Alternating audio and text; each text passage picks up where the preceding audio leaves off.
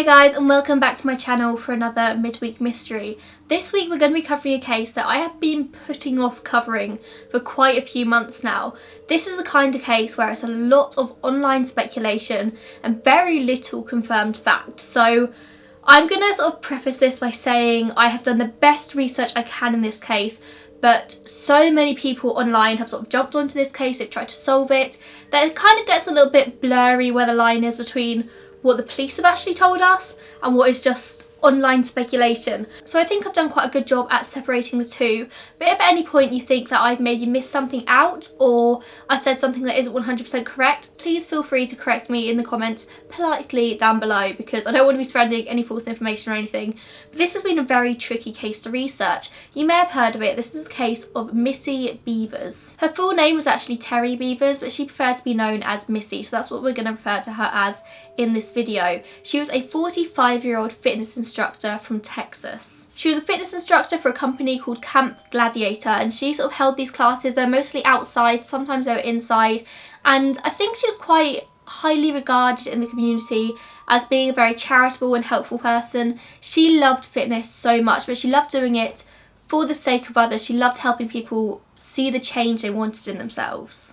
She lived and worked near Dallas, Texas, in a town called Red Oak, and she was married to her husband, Brandon Bevers, and together they had 3 daughters. However, their lives all changed on the 18th of April 2016.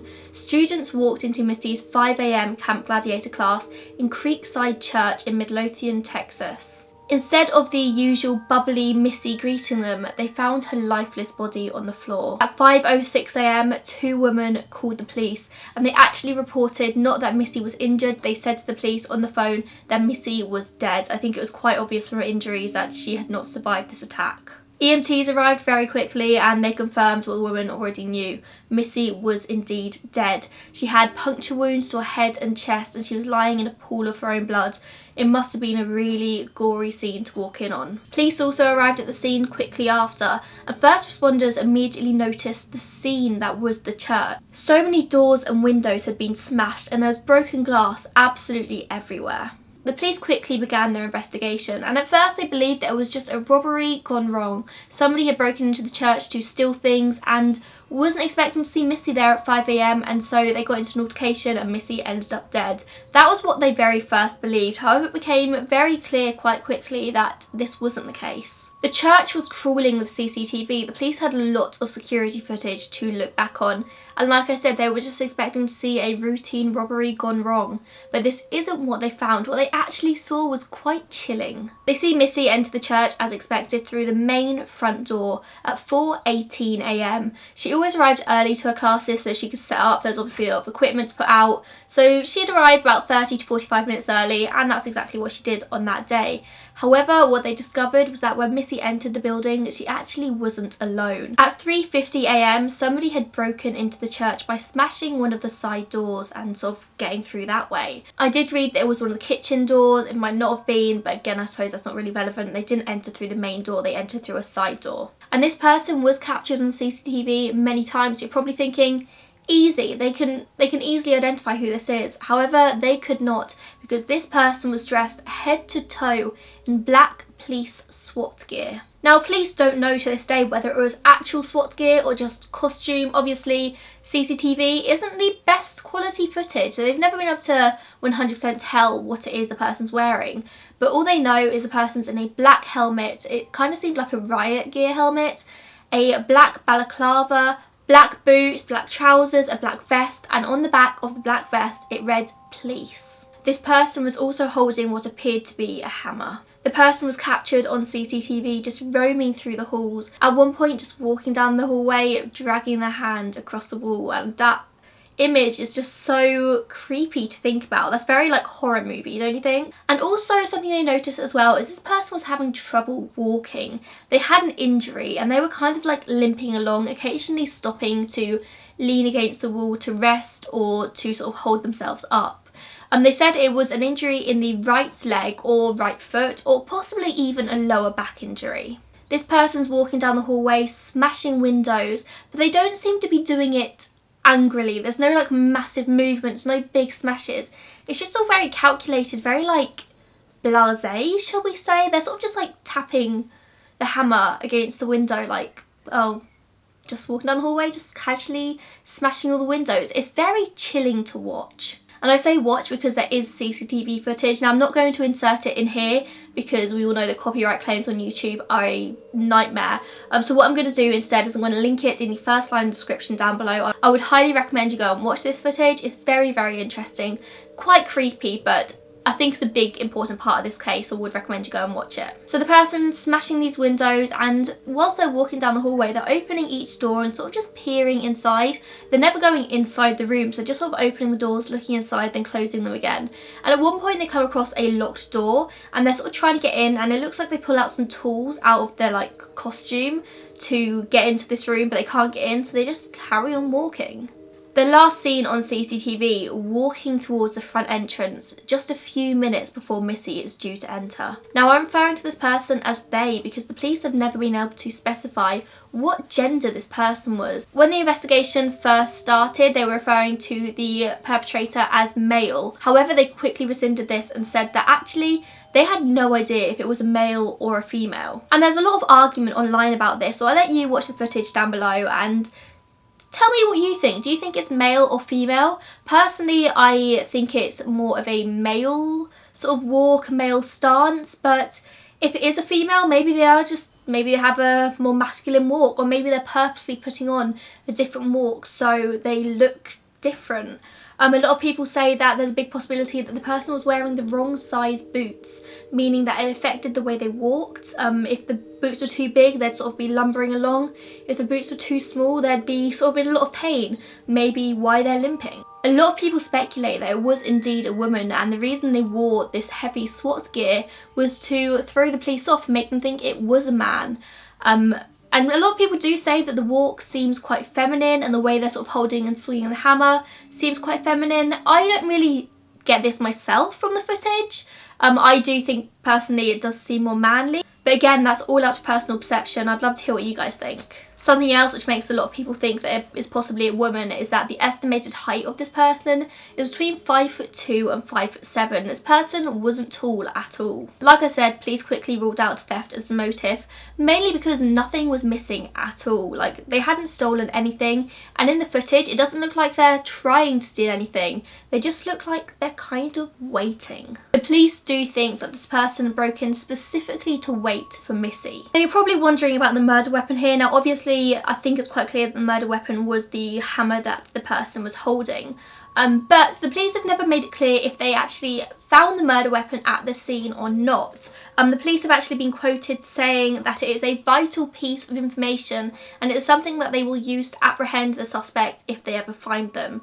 So I think from that it reads that the police did find the murder weapon at the scene. It's a big important piece of evidence, and maybe there was something interesting about it, which is why they're holding that information back and not telling the public. It's also not clear if the actual murder was caught on tape. Obviously, if it was, the police have never released this to the public, and for obvious reasons. But the police have never said whether or not that the actual murder was on tape or not. In the first couple of months after Missy's murder, the police received over 2,000 tips, and they followed up each and every one of them. And they kind of began to get quite desperate. They had no leads whatsoever. But they did have one very interesting lead that I think came in a few days after Missy's murder. An owner of a nearby sporting goods store called SWFA Sporting Goods called into the police saying that they'd had somebody suspicious drive into their car park at 2 AM the night that Missy was murdered. And I say that the sporting goods shop was just down the road from Creekside Church, and I literally mean just down the road, probably less than a mile away.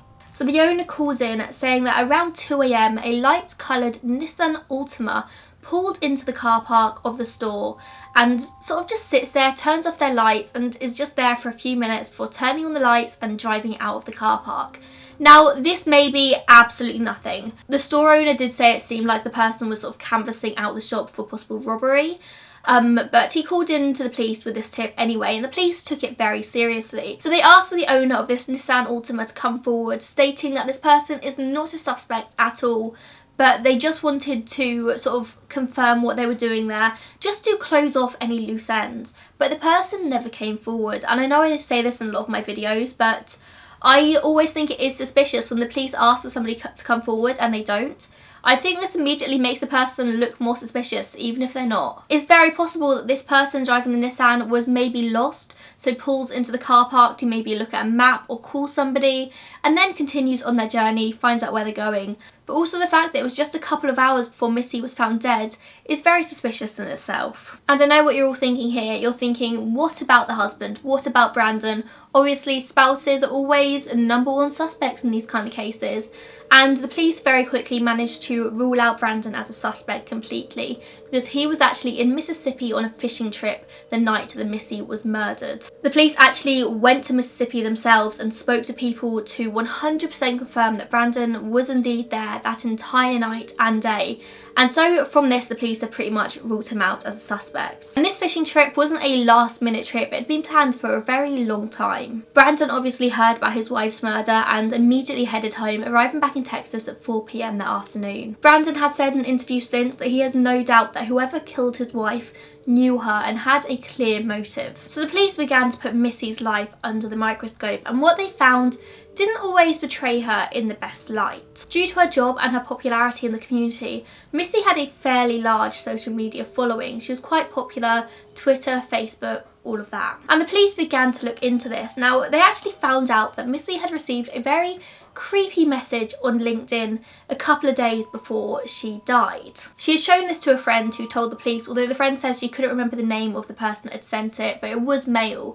Now, this could be completely irrelevant to Missy's murder, or it could be something. I think I can speak on behalf of a lot of females when I say that receiving creepy messages on social media, sadly, isn't the most unusual thing, and it's not always linked to a murder. If a guy sends me a creepy message, which happens quite often, it doesn't mean they're going to kill me, but I think if I was found dead in a couple of days' time, police probably would look into that. She had also been exchanging messages with somebody that the police referred to as a person of interest in this case. The police said that these messages were flirtatious and friendly, like Missy knew this person well, and they definitely weren't the most platonic of messages, shall we say. They also looked into texts between Missy and her husband Brandon, which suggested the two had been in some financial trouble recently. And the messages did also allude to potential affairs. Now, I couldn't find out if these affairs were Brandon's affairs or Missy's affairs, but all I know is that apparently these messages did mention affairs. Now, Brandon became online sleuthers' #1 suspect in this case. Of course, he is the husband,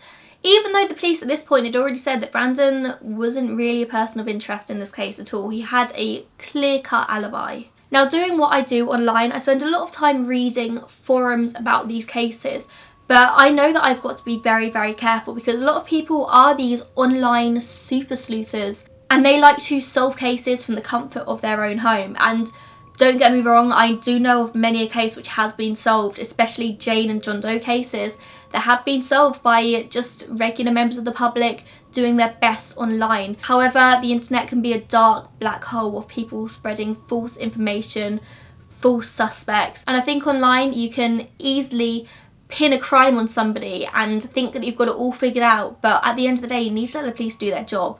And I come across this all the time. Before I'd properly researched this case, I was convinced I knew who did it because I had read the Web Sleuths forum on this, and obviously it was so obvious who had done it. However, when I properly researched the case, it became quite clear that this was all wrong. People only see what they want to see. I feel like I went on a tangent there, I'm going to continue.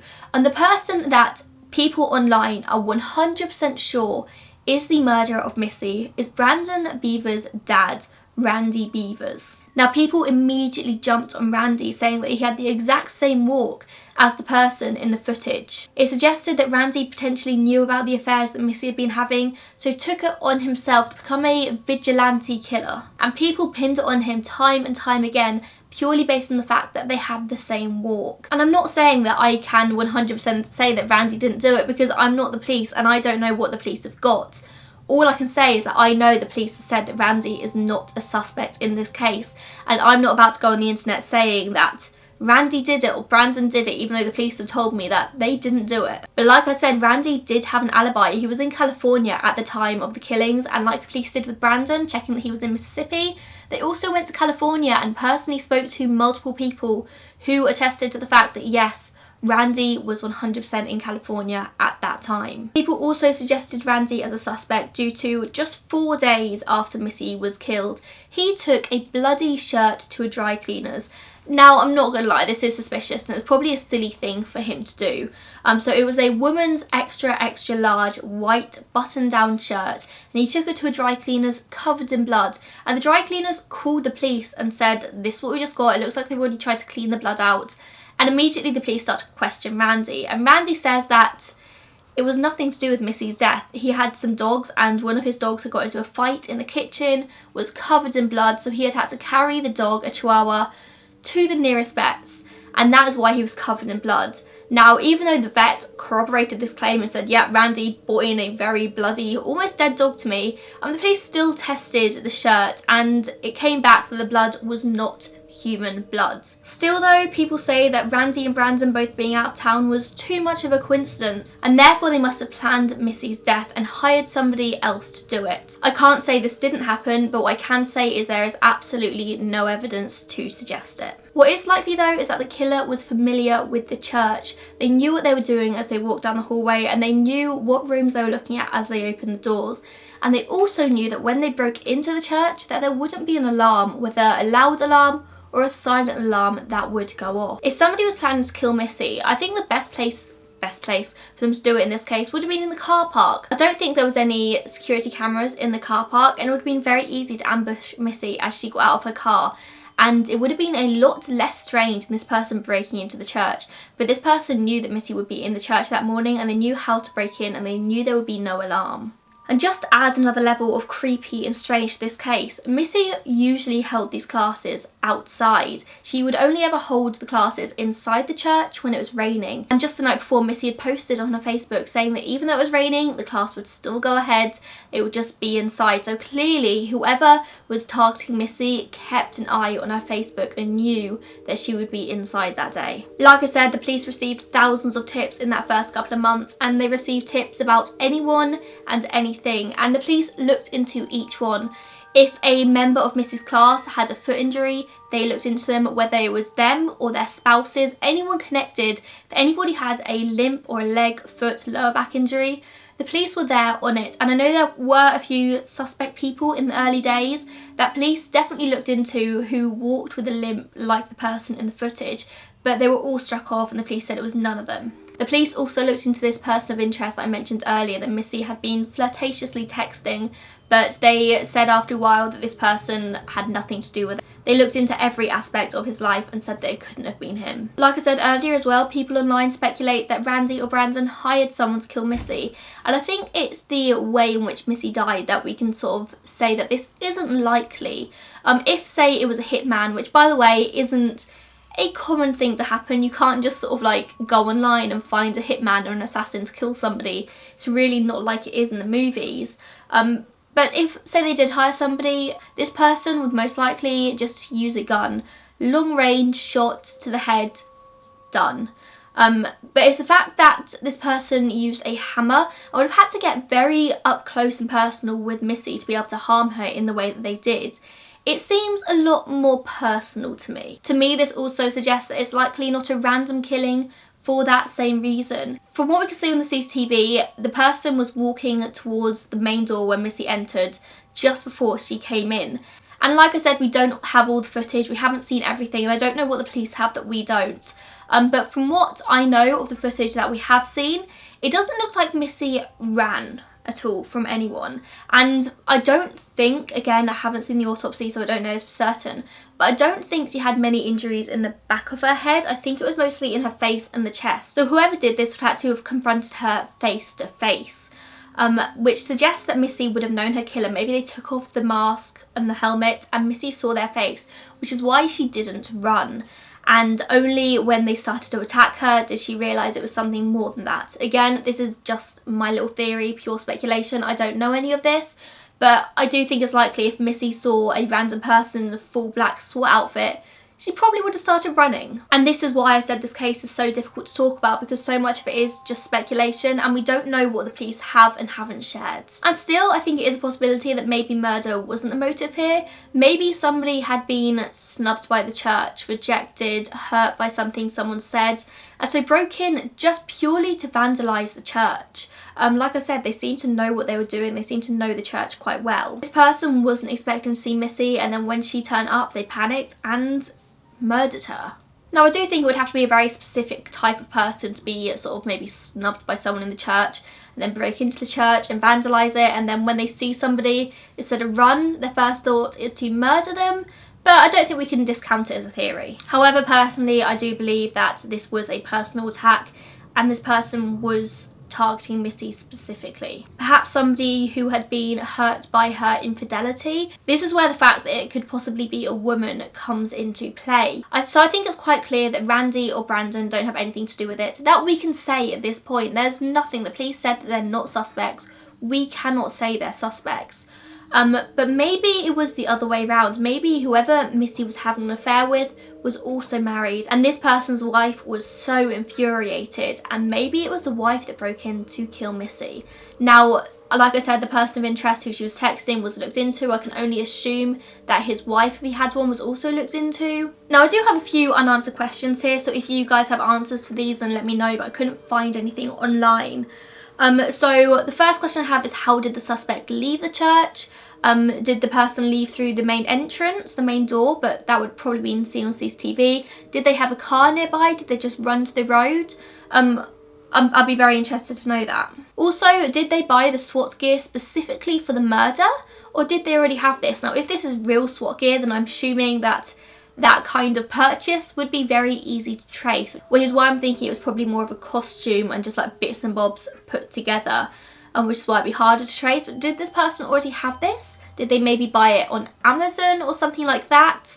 I think if they can find out where this costume gear came from, then the police could maybe narrow it down. And also, why did they wait until she was inside? Because it would have been so much easier to just attack her as she exited her car. It seems to me like it was a bit of a game.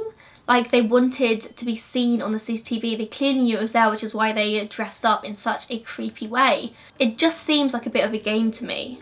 To this day, there's a reward of £50,000 for any information that leads to an arrest of a suspect. Brandon has said that he has faith that it will be solved. He just doesn't know when, but the longer it goes on, the harder it is. But the family also praised the Midlothian police, saying that they do everything they can. Every time the family call up with a possible tip or an idea, the police have already looked into it and they've already crossed off the list. Both the authorities and the family are really desperate to get it solved, but in terms of cases, this is still quite a young case. It's only 2 years old, and I've read many a case that's been solved years and years later, so I'm not going to completely discount the fact that this probably will get solved. And who knows, I think when this answer does come out, I think it's going to be shocking. And that is everything I have in this case. Like I said at the beginning, if you've got any extra information for me, please feel free to leave it down below. Also, any more ideas for other cases you want me to solve, stick them down below and I'll add them to my list. Make sure you give this video a thumbs up and subscribe to my channel. I'm getting really close to 60,000 subscribers, guys, and it's very exciting. Thank you so much for coming with me on this journey and caring so much about these cases, and I will see you in my next video. Bye, guys.